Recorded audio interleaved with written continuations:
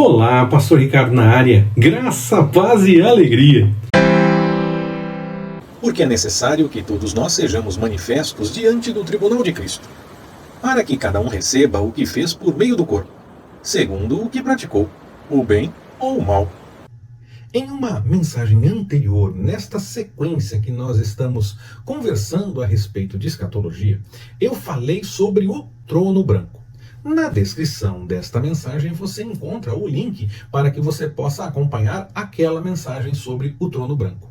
E lá eu disse que os convertidos fiéis não passam por aquele momento do trono branco, que aquele é tempo de julgamento e de ira, pois haverá condenação.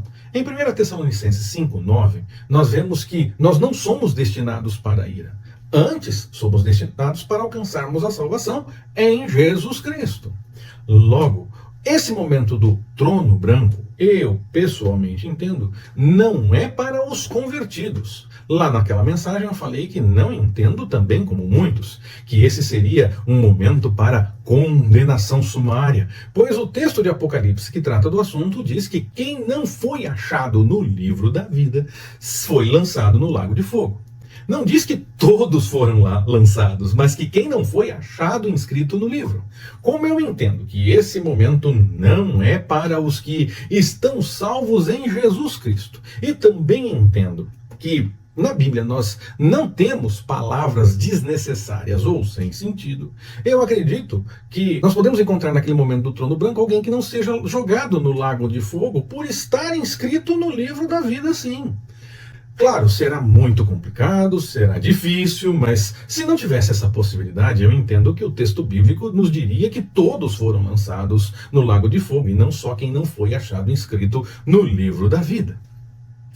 Bom, eu entendo que aquele momento do trono branco não é para os salvos, porque vejo que há um outro momento para esses: o tribunal de Cristo. Ali não haverá condenação, porque nós chegamos a esse momento pelos méritos de Jesus, por graça, por fé, aleluia. Como nos diz o texto de Coríntios citado no começo dessa mensagem, será o tribunal de Cristo um tempo para cada um receber o que fez, segundo o que praticou de fato. O que pega nesse texto é receber segundo o bem ou o mal que praticou. Mas aí nós podemos usar para esse ponto a ajuda de um outro texto de Paulo, de Romanos, no capítulo 7, versículo 19. Ele diz: pois o bem que eu quero, esse eu não faço, mas o mal que eu não quero, esse eu pratico. Como os dois textos de Coríntios e de Romanos foram escritos por Paulo, nós podemos unir o pensamento.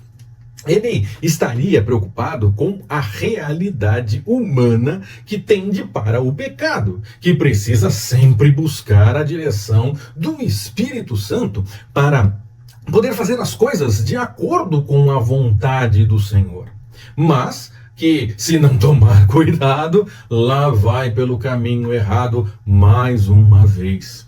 Eu entendo que o que Paulo está trabalhando naquele contexto quando ele cita bem e mal no texto de Coríntios, especificamente agora, ele está trabalhando com isso. Está em jogo a nossa forma de agir. Cada coisa que nós fazemos, sim, mas não para condenação, porque nós estamos salvos em Cristo. Agora, para que nós possamos realmente responder a respeito do que fizermos, das obras que nós teremos como obras provadas. Esse também é momento de galardão e outras coisas que a Bíblia fala sobre esse momento. Mas eu preciso lembrar que eu entendo os eventos escatológicos com base na escola pré-tribulacionista dispensacionalista. Nós conversamos sobre isso, sobre as diferentes formas de entendimento de cada escola escatológica na semana do milênio que nós tivemos mensagens. Claro, lá nós citamos as diferenças de interpretação, principalmente a respeito do milênio, mas aquelas explicações já ajudam bastante para que nós possamos entender de forma básica cada escola e como cada uma entende os outros eventos. O link com a playlist para a Semana do Milênio está na descrição e também no primeiro comentário fixado. Eu recomendo que você acompanhe aquelas mensagens para que possa aprofundar essa nossa conversa a respeito disso. A escola pré-tribulacionista dispensacionalista entende que nós teremos 3 julgamentos, por assim dizer.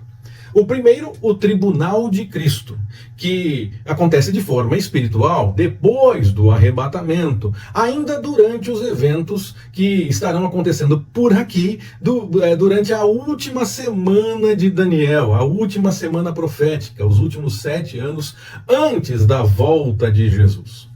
O segundo seria o julgamento das nações, que aconteceria antes do início do milênio. Mateus capítulo 25, versículos de 31 a 33. E o terceiro, o trono branco.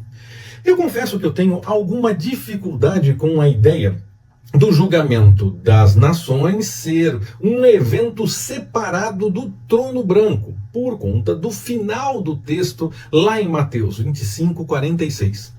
Mas como Jesus anunciou tudo aquilo em linguagem profética, nós podemos sim ter eventos diferentes e separados por momentos históricos diferentes. Como normalmente se interpreta a respeito desse assunto nessa ideia.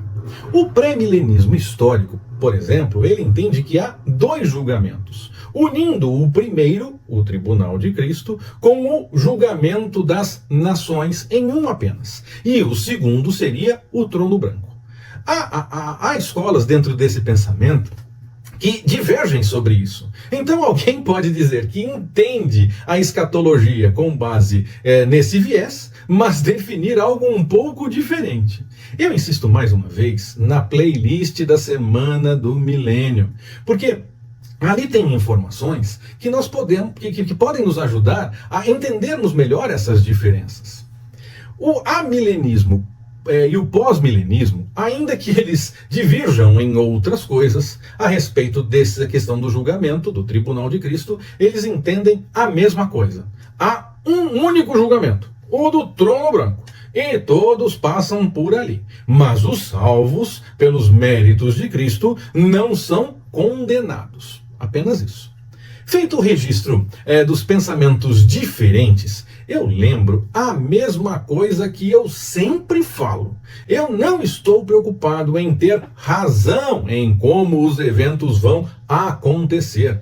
Pode ser ainda de uma forma totalmente diferente, como as escolas escatológicas já definiram e entendem. Porque será Deus agindo como Ele definiu, e não como nós preferimos. Apesar de ter uma linha aqui de pensamento que faz mais sentido para mim dentro desse pensamento, o que eu quero é estar do lado certo da eternidade, com o Senhor, e não preciso ter razão na forma como eu entendo os eventos e como eles vão acontecer. Eu não fico brigando por isso. E a prova é que, mesmo tendo uma linha que faz mais sentido para mim, eu ainda sempre me preocupo em falar das outras linhas. E eu recomendo a mesma coisa para você.